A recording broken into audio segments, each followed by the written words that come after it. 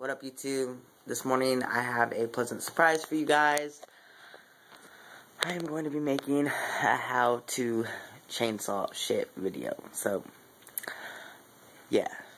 Let's continue on with this lesson in butchery.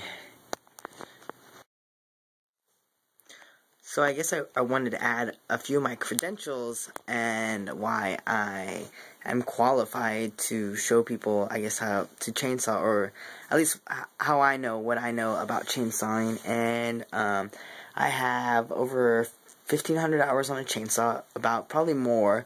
I've stopped keeping track. Also, I've worked for various organizations. I worked for the Department of Natural Resources, firefighting for them, and I've also worked for the national parks through the Washington Conservation Corps, and also got recertified to firefight through them, and also went on to get my squad boss. And usually you have to usually be certified before to continue on to do your squad boss training. And I guess just a little proof that I wanted to show you is I have a lot of my workbooks and whatnot, like the basic. This is the beginner basic wildland firefighting training. Tongue-tied. That's the basic. That's the first training that you'll go through. The second is your squad boss training, which is the next. It's where you can actually lead a small crew of your own. And here's the book for that, as well as my certificate. This is S131, my certificate for it, for completion of it. I also have my task book somewhere. It's my task book, my squad boss task book, and you have to go to fires and get that filled out. You have to perform various tasks on fires and get that filled out before you can actually get certified for it. And a few others is the Wildland Fire Chainsaws book, and then here's my workbook and stuff. This book itself, this is just a glossary. It's just a glossary of all the terminology that you have to learn, and yeah, it's pretty intensive. What else? I think that's about it. I mean, I have a bunch of other certifications. I don't really want to, because I have to tape them and then cross my last name out. But yeah, like I said, I've worked quite a few seasons, and I haven't done any logging yet. I really want to do logging. The largest tree that I've fallen was about 4 feet. I think about 4 feet in diameter. That was pretty epic. Usually most of my experience revolves around falling things between, I'd say, about 10 to 20 inches in diameter is about the average of what I fall. And I'm really good at vegetation management, like clearing brush. And a lot of the DNR, what the DNR does is when they're not on fires, because a lot of their crews are fire crews, when they aren't on fires, a lot of times during the winter months, they plant trees. And in the summer and stuff, when it's not too hot, they do a lot of thinning, and like vegetation management, where they take down a lot of the competing vegetation, because DNR is pretty much, they're like tree farmers when they're not firefighting. So yeah, so that's a lot of what I've done. And I also am going to make a more comprehensive video on my own channel. This is kind of like an intro. There's a lot of things I don't talk about. So if you have never used a saw before, don't try to take down that 100-foot tall fir that's sitting right next to your house. It's not necessarily safe. And always use chaps.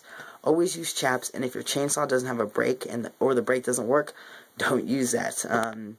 I used to, when I first started firefighting, they made us watch Chainsaw Charlie videos, and it's pretty much videos of like, here's the proper way to do it, and then Chainsaw Charlie comes along, and watch out, because that guy is insane, and he does just everything the wrong way. And then there's also lots of like gory pictures of chainsaw and accidents, because if you don't have a brake and that thing kicks back, I've had experiences where I've had a chainsaw kick back so hard, and luckily, like, I know how to use a brake. I'm really, it's like a reflex thing, and I hit my brake, and it kicked back so hard, it came up and hit me in the shoulder. It, like, kind of freaked me out. But yeah, so I've had some really interesting experiences, but I will continue on with this video, and check out my channel, and I promise you there will be a more comprehensive, hopefully I'll follow a small tree for you guys, and just kind of give you a step-by-step how to do things. And again, unless you're, like, trained, unless you have experience, please don't go cutting around all these trees that you aren't qualified to do. It's just dangerous, and it can seriously take your life. So be careful, all you guys out there who are sawing away, and yeah, I'll get on with this basic introduction. Alright. So, this is a chainsaw, obviously. And it's about an 18-inch bar. It's a 250 engine. It's also a delay start, which is pretty interesting. I've never used a delay start before. So, but it's pretty cool. It helps you not cut your legs off, I guess. So the first thing, I don't actually know all the terminologies of everything. I probably do somewhere, but if I say something and you're like, oh, that's wrong, it might be. But, because I don't necessarily know all the terms. Okay, yeah. So, I don't exactly know what it's called, but you want to choke it, which is put it at the very bottom. And usually people suggest that you have the brake on. When you start, oh yeah, this is the brake, chain, bar, engine. This holds air filter and other various things that you can use. You got the gas and the oil, the pull thingy that you use to start with. Yeah, so you always want to start it at choke. You want to hit it until it kind of sounds like it gives a little roar,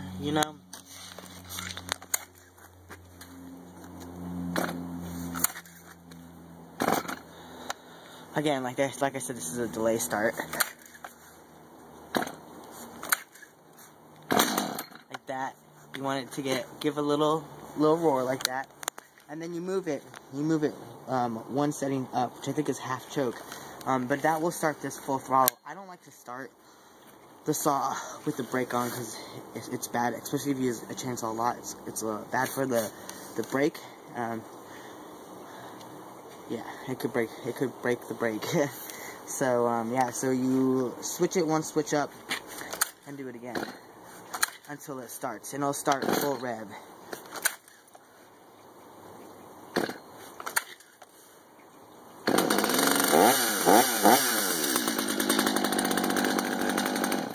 And again, you could just push the trigger and it will stop. When you just push the trigger and it will stop it from continually revving like that.